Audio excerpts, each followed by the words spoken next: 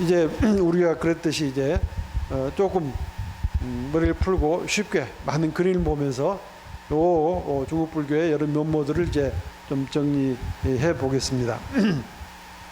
자, 이렇게 사상적으로 지금 우리가 1시간 동안 달려왔는데, 그럼 그 불교의 외형의 모습 어떻게 갔을까? 이게 전형적인 당나라 때 절의 모습이라고 할 수 있을 겁니다. 바로 삼장법사 현장 스님이 이곳에 조석하면서 수많은 경전을 번역해내고, 그래서 당나라 불교의 중심처럼 되었던 것이죠. 이 탑 말씀드린 대로 이 중국의 전형적인 전탑, 전도를 수만 개를, 수십만 개를 쌓아 올려서 이렇게 높은 그런 탑을 만들고 큰 터를 마련했습니다. 그런가 하면 같은 전탑인데 이렇게 촘촘하게 하는, 중국말로는 이제 밀첨식이라고 하는 이런 그 탑도 있습니다. 이것을 그래서 대한탑을 소환탑이라고 하는 데거든. 역시 이 장안에 있는 천복사에 있는 탑입니다. 시기가 바로 8세기 막 시작한 그런 때 이루어진 것이죠. 이런 탑은 가장 오래된 게 이런 법왕사라고 하는 그런 숭산에 있는 탑입니다. 모양은 거의 비슷하고 이것들이 다 40m가 되는 아주 거대한 그런 탑들입니다. 탑 형식이 우리나라에도 막 건너왔겠지만 우리는 아마 이 벽돌로 높이 쌓아 올리는데 그리 익숙하지 않았는지, 특이하게 안동에서 대구로 가는 그 지역 일대에만 이 전탑이 몇 개가 남아 있죠. 요즘에 서안에 가면은 많이 가는 곳이 법문사입니다. 여기 뭐 잘 모르겠는데 뭐 하여튼 이상하게 요즘 큰 조형물을 만들어 놓고 이 아주 그 화려한 곳을 지나가지고 이쪽에 가게 되면은 여기가 본래 절인데, 이것도 전탑인데 어느 해에 이 높은 탑에 벼락이 맞아서 반쯤 이렇게 찢겨놨습니다. 그래서 이제 다시 만들려고 해봤더니 밑에서 이런 이 지궁이라고 부릅니다. 중국에서는 사리장치 부분을 찾아내게 됐어요. 이렇게 정식으로 방이 만들어져서 있었는데 여기에서 말 그대로 어마어마한 많은 유물들이 나오게 된 거죠. 무엇보다도 중요한 게 바로 이 역시 믿거나 말거나입니다마는 부처님의 손가락뼈, 불지사리가 그것도 하나도 아니고 4개나 나온 겁니다. 이렇게 모셔 있습니다. 요걸 덮어서 이렇게 넣어서, 이게 지금 몇 겹입니까? 8겹입니다. 보통 우리나라 사리장치들이 4겹인데 그 호화의 극치를 한 거죠. 여긴 진짜 부처님 사리라고 믿었습니다. 그래서 이 법문사의 사리는 당나라 황제들이 몇 번이나 어쩔 때는 법문사에 가서 사리를 챙겨나고 오고, 어쩔 때는 그 사리를 장안으로 모셔와 가지고 많은 사람들이 보면서 여기에 예를 표하겠습니다.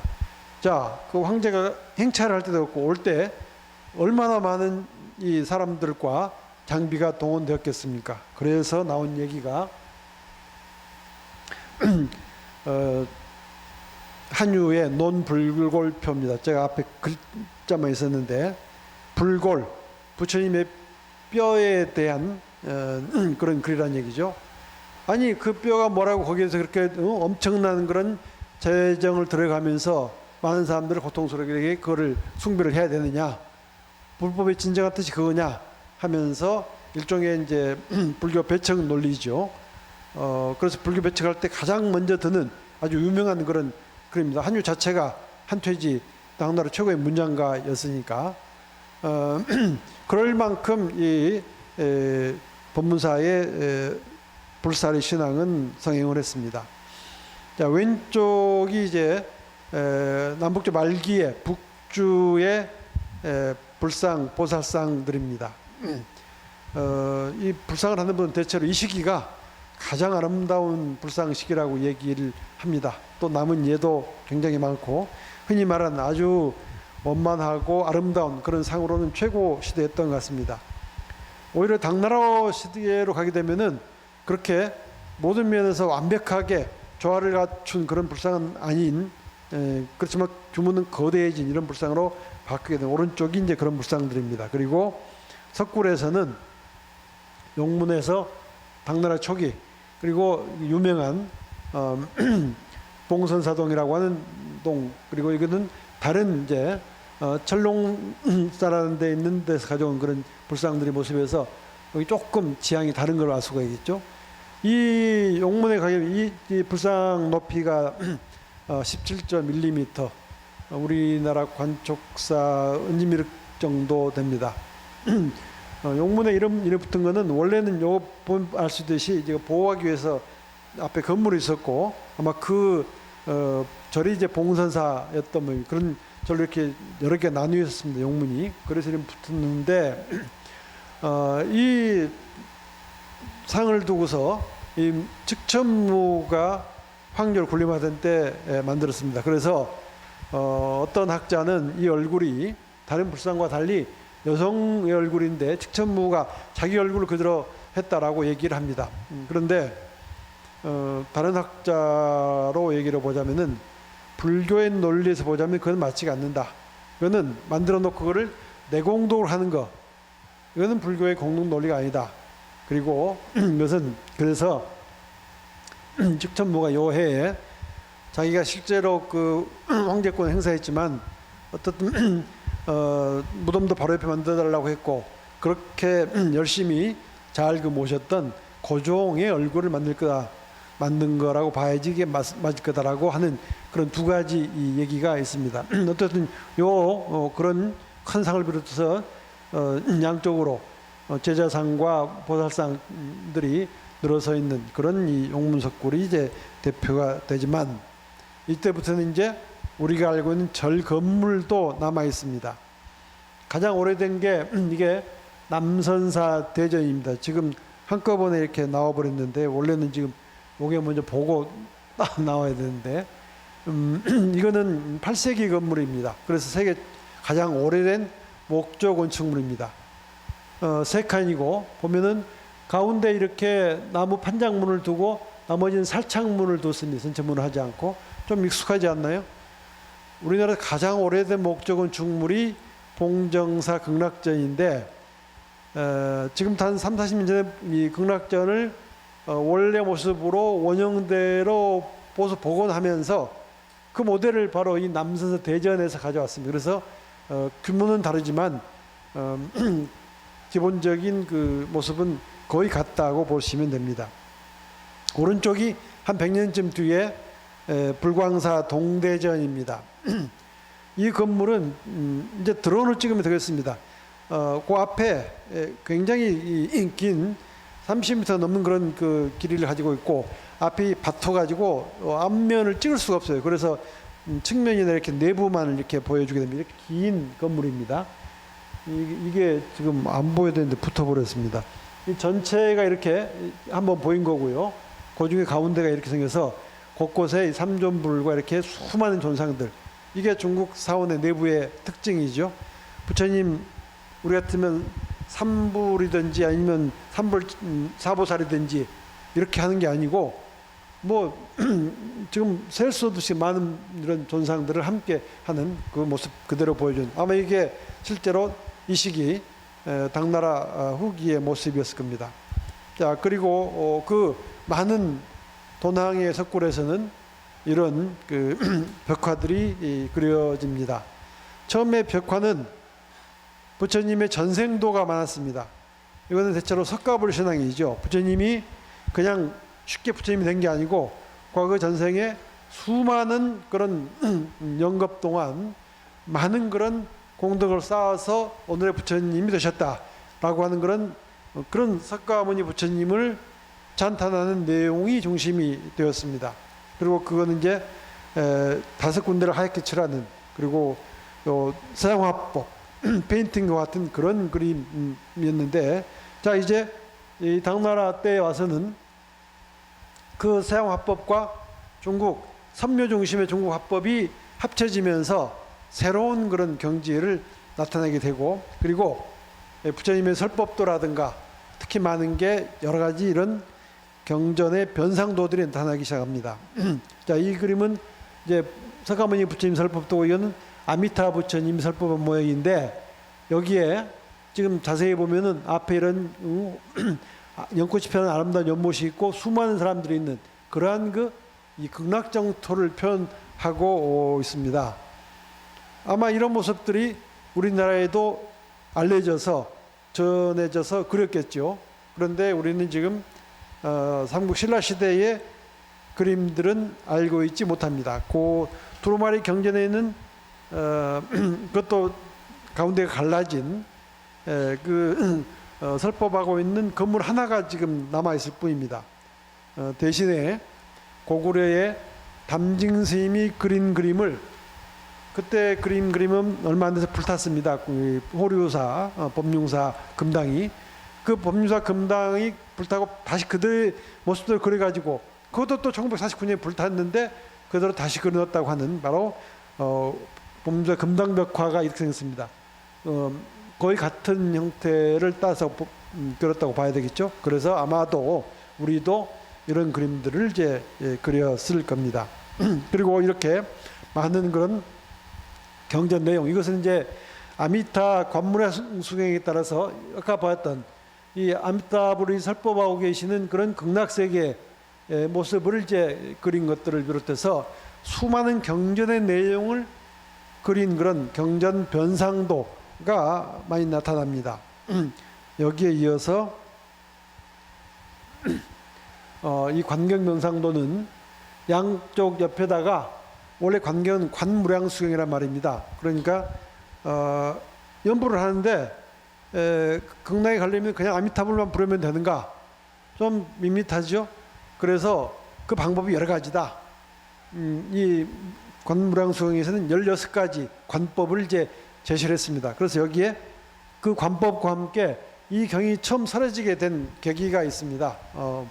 그 아들이 왕자가 아버지가 하도 왕위를 안 물려주니까 왕을 잡아 가두고 잔타를 일으키죠. 그래서 그 어머니가 이제 이렇게 해서 시작됐던 그런 연유를 함께 얘기를 합니다. 그래서 이런 그림이 역시 지금 우리는 없습니다만은 우리 고려 때 고려 불화 중에 바로 이 관경 변상도입니다. 이 가운데 부분 여기에 아주 근사하게 잘 그렸습니다. 이 옆에 16관 중에 지금 2개를 그리고 여기 첫 번째 일상관 해 모습 그리고 여기에 상배, 중배, 하배를 그려서 훨씬 더 체계적으로 그려서 만든 것도 이런 아마 이미지가 전해져서 고려 때 이런 명품을 낳게 되었을 겁니다. 이런 그림도 많습니다. 이런 그림은 이제 두루마리로 되어 있어 가지고 영국이나 프랑스 탐험가들이 가져갔던 것을 거기서 본 것들입니다.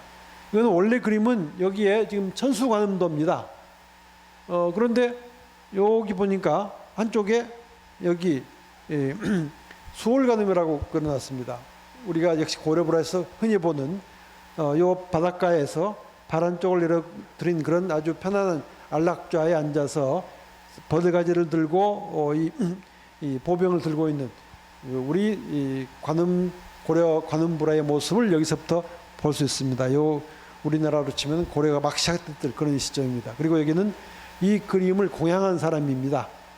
당시 요 도낭 지역에 이제 한때 당나라가 지배하다가 계속 그 지배대가 바뀌었는데 거기에 이제 부인 좀 되겠죠. 또 하나, 자 중국은 이제 직접 인도에 가서 순례도 하고 많은 경전을 가져오게 됩니다. 이 선중에서 지금 각각 다른 분들입니다. 현장법사 3장은 여기 장안의사역에서 육로로 갔다가 다시 육로로 돌아왔습니다. 그런가 하면은 그보다 한 300년 전에 법행이라고 하는 분은 해로로 갔다가 육로로 오고 또 육로로 갔다 해로로 온 분도 있습니다. 우리의 해초 스님은 바로 해로로 가서 돌고 이 육로로 돌아온 그런 분입니다. 그래서 이분들이 남긴 그 여행기가 대당서역기를 비해서 여러 가지가 있는데 모두 다 다른 특징들을 지니고 있습니다. 그 중에 우리 희초 스님의 기록도 아주 독특한 정말 중요한 부분을 이제 차지하고 있습니다. 이 그림은 도낭에서 그렸던 당시의 구법성들의 그림을 일본에서 13세기쯤에 우리 고려 후기쯤에 다시 그린 겁니다. 이게 구법성의 모습이랍니다. 자, 지금 요 등에 요즘 같으면 젊은 사람들 완전히 배낭팩이죠. 잠잘 수도 있는 게 다 들어있습니다. 요 동그란 게 두루마리 바로 경건이죠. 그리고 보면은 머리에 지금 향로가 달려 있습니다. 이거는 냄새를 막기 위한 게 아니고 이 더운 지역에 제일 힘든 모기를 비롯한 벌레를 쫓기 위해서 여기 지금 부채도 들려 있습니다. 그래서 이 자세, 그다음에 우리가 조금 전에 볼 수 있었던 그 스님들의 각반 차는 이런 자세. 물론 현장 스님은 이렇게 혼자 간 게 아니고 한 때를 이제 이루고 갔었지만은 이렇게 이제 갔었다는 걸 볼 수 있고, 여기 이게 이제 왕호초축전입니다. 우리가 다시 얘기를 할 수가 있겠고요. 그래서 그게 너무 힘들어서 이렇게 손오공 보입니까? 이런 그림들이 이제 그려지고, 이것이 우리가 잘 아는 서유기라는 소설로, 불교적인 내용을 담은 소설로 이제 만들어지게 되었던 것이죠. 자, 선종은 이렇게 성행을 했습니다. 지난번 말씀드린 것처럼 이것도 제가 그 한눈에 보기 위해서 그려 본 겁니다. 쭉 앞에 위에 다 있습니다만은 지금 내려와서 여기 해능선사에서 남종성에 여기 북종이 있고요. 그 외에도 다른 것들이 있습니다. 내려와서 마조, 여기 남종 조사생인 홍주종이라고 해서 여기서 뒤에 임조종, 위왕종이 나오고, 그 다음에 석두이천액에서 조동종, 법안종, 운문종이 나와서 이 5개를 우리가 선종의 오가라고 부르죠. 나중에 이 임조종이 가장 왕성해서 황룡파, 양리파가 나와서 합쳐가지고 오가 7종이라고 할 만큼 이렇게 선종이 왕성하게 됩니다. 여기 표에서 볼 수 있듯이, 그래서 선종이 나온 다음에는 중국 불교는 선종이 중심이 되고 거기에 천태가 가미되거나 정토가 가미되거나 또는 화음이 가미되거나 이런 융합적인 모습을 이제 보이게 됩니다. 제가 오늘은 질문도 한다고 그랬는데 벌써 지금 또 시간이 거의 다 됐는데 마무리를 못했습니다. 그래서 빨리 달려 보겠습니다. 자, 수당만큼은 못하지만은 송대 이후도 중국 불교가 상당히 큰 사회적인 영향을 발휘했습니다. 제일 큰 특색은 불교만이 아니고 도교나 유교와 함께 어울리는 그런 모습을 보인다고 하는 겁니다. 그리고 고급적인 사상에만 그치지 않고 서민들의 불교로 거듭난다고 하는 겁니다. 그 모습이 뭐냐? 거사불교가 활성화되는 겁니다. 지금 뭐 우리들의 모임도 그렇다고 봐야 되겠죠. 꼭 출가자들에게 맡기는 게 아니고 우리가 우리 스스로 이렇게 진정한 불교 공부도 하고 수행을 할 수 있다라고 하는 모임, 그리고 연불회가 번성을 하게 됩니다. 그래서 제종 융합운동이 일어나게 되고, 이건 마지막에 잠깐 얘기를 하겠습니다. 또 중국부의 특색인 대장경을 어마어마한 그런 양을 한꺼번에 모아서 만들어내는 대장경의 조판이 쭉 이어지게 됩니다. 선종에서는 어록이 발달하게 됩니다. 애초에 처음 시작은 문자의 부정이었습니다. 그러나 결국 수용을 하는 데 실마리도 필요했고, 그래서 이 조사가 어떻게 깨달았는지 그걸 가지고서 내 깨달음에 발판을 삼는, 그러니까 그분들의 어떤 말씀하셨는지 어록을 새기는 이 어록이 크게 발달을 하게 됩니다. 넘어가도 되겠고요. 그래 큰 절들이 나오고 이런 이제 어록이죠. 지금 강서, 마조, 이 사가의 어록을 모아놓은 거라 해서 이런 내용입니다. 상당,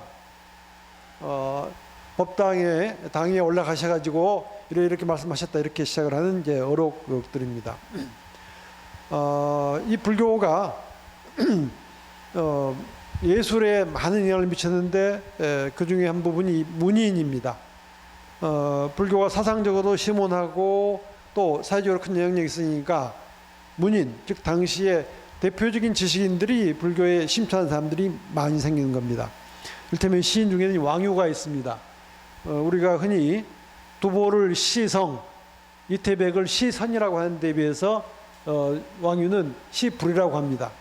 그래서 자 자체가 유하고 마일에서 왕마일을 합니다. 이거는 유마일, 즉 유마거사를 그대로 이름이 유니까 따서 했는데 내용도 그렇습니다.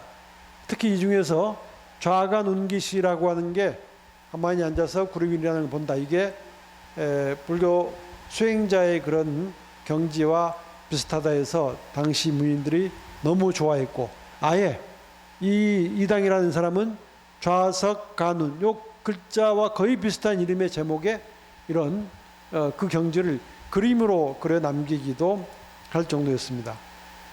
더 많은 사람이 이제 이 소동파였죠. 소동파는 우리도 역시 많이 알고 있는 뭐 읽으면 그대로 여기서 정말 불공부도 많이 했고 부처님 느낌을 날 수 있는 이런 그림들을 시를 지었고요. 그런가 하면 소동파의 제자인 황정견은 여기에서 지금 세세한 말씀 못 드리겠고, 요 특히 아랫부분이 정말 그 불교의 경제라고 얘기를 하고, 이 황정견은 또 명필로 이러는데 글씨 자체가 그런 불교의 아주 뭐 꾸미고 조직적인 게 아니라 천진한 모습 그대로 드러내는 그런 글씨 썼다라고 평가받기도 하는데, 이 부분이 특히 그렇다고 됩니다. 이 부분이 이게 구절도 그렇습니다. 그런가 하면 스님들도 당연히 이런 이제 서예를 잘해서 문인들과 교류가 이렇게 많이 이루어지게 되고, 그런 선성이라든가 이분들을 기리는 이런 그림들이 이제 그려지게 되는 겁니다. 다음 시간에 계속 할까요? 지금 시간이 좀 지났는데 아예 그냥 마칠까요? 마치겠습니다. 다 할까요? 죄송합니다. 정말 다음 시간부터 맞춰보겠습니다. 도낭만 있느냐? 중국 전 지역에 수천 곳의 석굴이 있습니다. 이것은 이때 시작됐던 것들입니다. 저쪽 사천성에 가면은 남서쪽이죠. 이 대족석굴이 있는데 여기에 역시 이런 그 조각으로 있는 여기에 이 시기에 새로운 불교 모습들. 이건 육도 윤회도죠. 이런 조각들을 해내고, 또 자 이제 남송대가 되면은 우리 고려불하고 똑같은 모습의 미타 내영도 또 시황도 이런 그림들이 그려져서 지금 남아있게 되어서 이런 모습들은 중국이나 우리가 동시기에 같이 이렇게 이 그림을 통해서 서로 교류하고 또 그런 신앙을 진행했다는 걸 알 수 있습니다. 아까 전탑하고 달리 목탑 중에는 이런 게 있습니다. 이 불공사탑인데 특이하게도 이들에서 보듯이 화북지방의 큰 그런 유물들은 중국 한족이 아닌 요금 이런 중국을 볼 때는 이민족인 이런 분들에 의해서 불교가 사랑을 받았고, 이런 거대한 구조물을 지금 남겨놓고 있습니다. 요 높이가 지금 67m고 위에 찰감만 10m나 됩니다. 여기도 5층인데 올라가 보면 다 올라갈 수 있어서 이때 요 시내를 다 굽어볼 수 있도록 해놓은 그런 거대한, 아마도 우리 황룡사탑이 거의 아마 이런 식과 비슷했겠죠. 약간 또 우리 꽤 큽니다마는 그런 게 지금까지 한 1000년쯤 남아 있고요.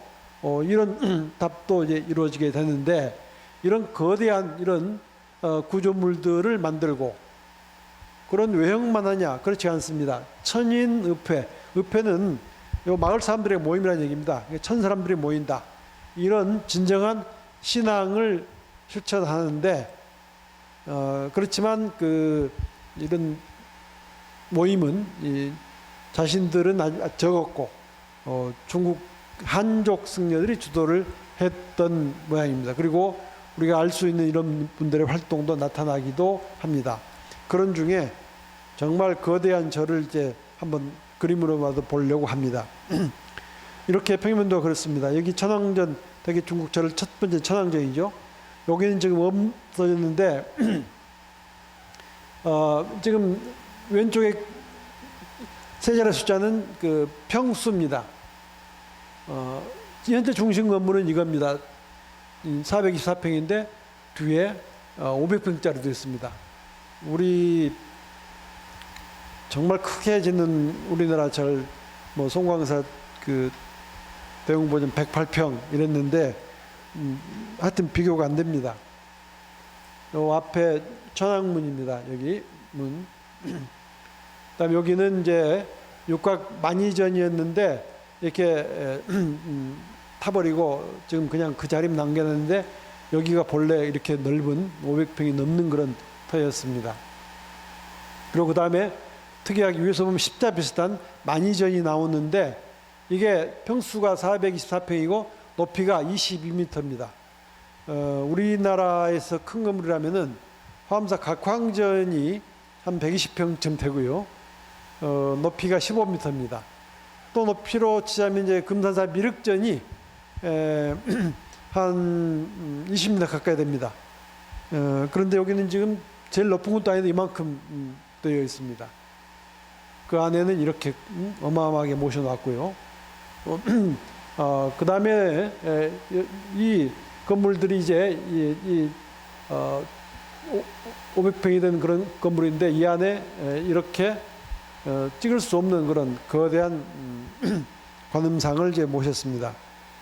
그리고 양쪽에 우리 같으면 이 하나도 클 것 같은데 양쪽에 대칭적으로 이렇게 건물을 세워서 놓고 다시 그 뒤에 이렇게 또 지금 이 미타전을 놓고 그리고 불상을 만들고 그 맨 뒤까지 이렇게 모셨습니다.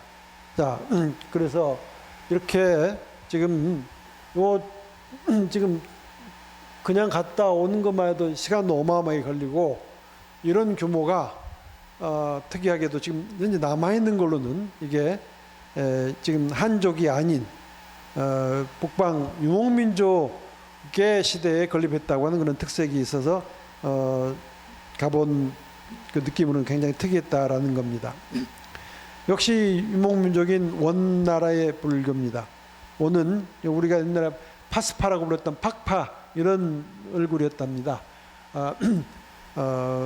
문자를 만들 만큼 존숭받으면서 따라서 엄청나게 불교를 크게 일으켰고 왕실에서도 열렬히 숭배했습니다. 그것은 곧 황제가 곧 부처란 그런 것 때문이었다고 합니다.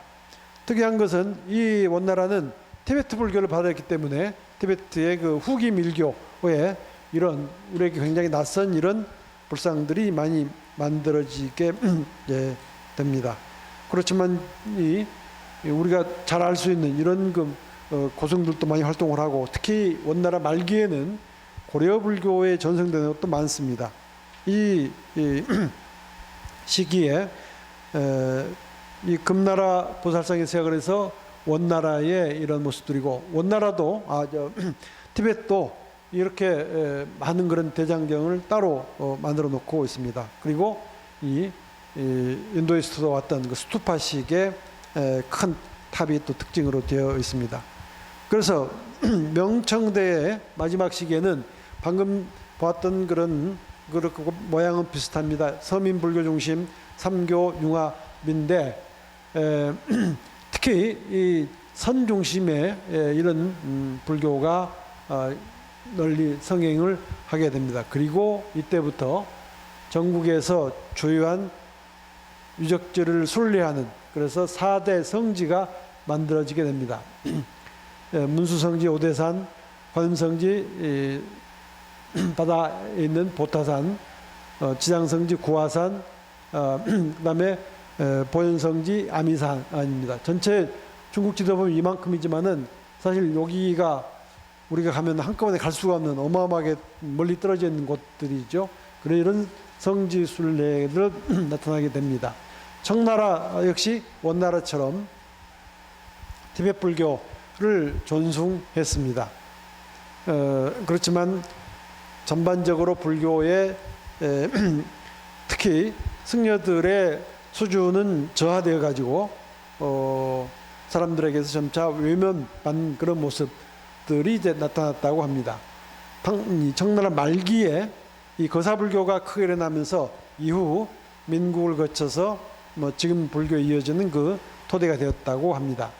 이것은 그 북경 교회에 있는 승덕이라고 하는 데 있는 그 피서산장, 바로 박지원 열일기에서 크게 얘기했던 곳이죠. 곳에 얼핏 봐도 티베트 사찰과 같은 그런 본떠서 만든 거대한 그런 시설들, 외팔묘, 내팔묘라고 하는 시설들 중에 있는 그런 모습입니다. 명나라 때는 이런 부처님을 만들었고, 우리 맨 처음 시간에 봤던 이런 불전을 그려놓은 그런 절들이 많이 나타났습니다. 특히 이렇게 비로사라는 데는 이렇게 불교 분명히 사원인데 그 벽에 똑같은 화면에 유교와 도교도 함께 그린 이런 삼교 혼용도 나타나게 되고요. 이 4대 성지는 문수성지, 보현, 관음과 지장의 성지로 오늘날까지 이렇게 많은 사람들의 발길을 모으고 있습니다. 아까 봤던 보타종성인데 이게 바로 라스아의 포탈라입니다. 이 모양을 본따서 만들었다는 금방 알 수가 있겠죠. 황제가 자신의 모친을 위해서 만들었다고 했는데 이럴 만큼 티베트 불교를 열렬하게 받아들였습니다. 그뿐입니까? 이런 그림 보신 적 있습니까? 요 가운데 있는 분 걸륭 황제입니다. 그 청나라에서도 가장 문화가 뛰어났던 그 걸륭 황제가 티베트 스님의 모습으로 초상화를 그리고 나머지는 완전히 티베트 탕카의 전형적인 모습 그대로 그렇습니다. 여기에 걸륭 황제라고 하는 것만 했을 뿐이죠. 요 쓰고 있는 모자가 티베트 불교의 지금까지 최대 계파인 황모파의 모습 그대로를 지금 하고 있다는 거죠. 손모양까지. 그리고 이것은 보니까 당금 황제 만세 만만세를 청나라 말, 티베트 말로 다 이렇게 써놓고 이거는 포탈라 궁 안에 광서제를 위해서 만든 그런 이제 그 위패였습니다. 그리고 달라이라마를 만나는 이런 모습도 보여서 달라이라마 또는 판첸라마 이런 그 불교 티베트 불교가 청나라 황궁의 조정에 그대로 들어왔던 모습을 이제 볼 수가 있다라고 하는 거죠. 이런 곳곳에 남아 있는 거대한 백탑 스투파는 바로 그런 티베트 불교가 청나라에서 왕성했던 모습이고요. 사실 요거는 이제 제가 보여드리려고 했던 목적은 근래에 가보셨습니까?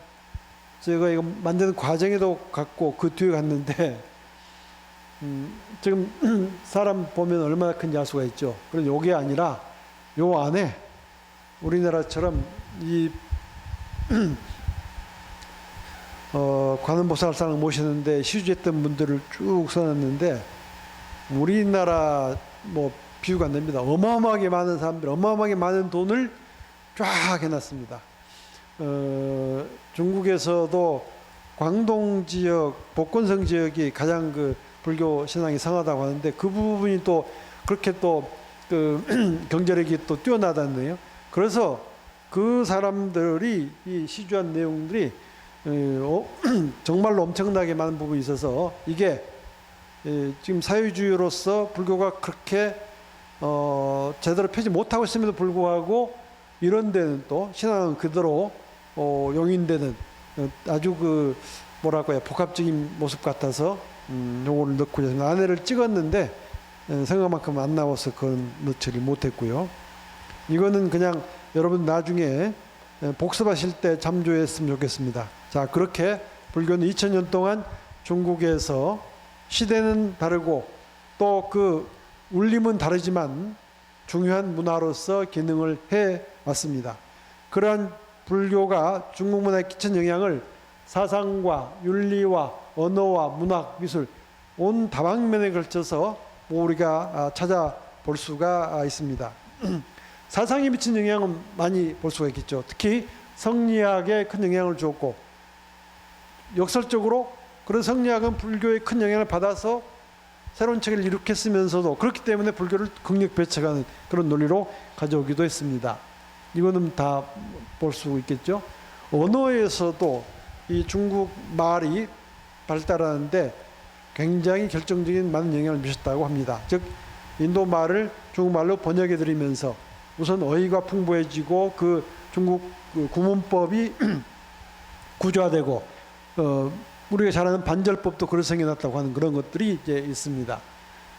문학도 중국 문학에 비해서 훨씬 더 풍부한 상상력 그리고 많은 비유와 이야기들 이런 그 불경의 이야기들이 중국 문학을 크게 이렇게 살찌웠고 특히 민간 문학에 끼친 영향은 크다고 얘기를 합니다. 미술은 우리가 내내 봐왔던 건축, 조각, 회화, 공예 모든 분야에서 대체로 많은 기간 동안 이 중국 미술을 최첨단에서 이끌어 왔으니까 두말할 필요도 없겠죠. 자, 이렇게 종합적으로 말씀드릴 수 있는 게 중국 불교의 모습입니다. 다시 또 말씀드릴 수가 없네요. 죄송합니다. 15분이 더 지났는데 우리가 2시간 두 강좌 동안에 중국 불교를 말씀드렸습니다. 제가 바라건대는 혹시라도 우리 불교를 잘 알기 위해서 중국 불교 어떤 모습이 있는지 이게 생각나신다면은 이 부분을 다시 한번 더듬어 보면서 이제 우리가 우리 불교를 얘기하는데 디딤돌이 되도록 그렇게 해 주셨으면 고맙겠습니다.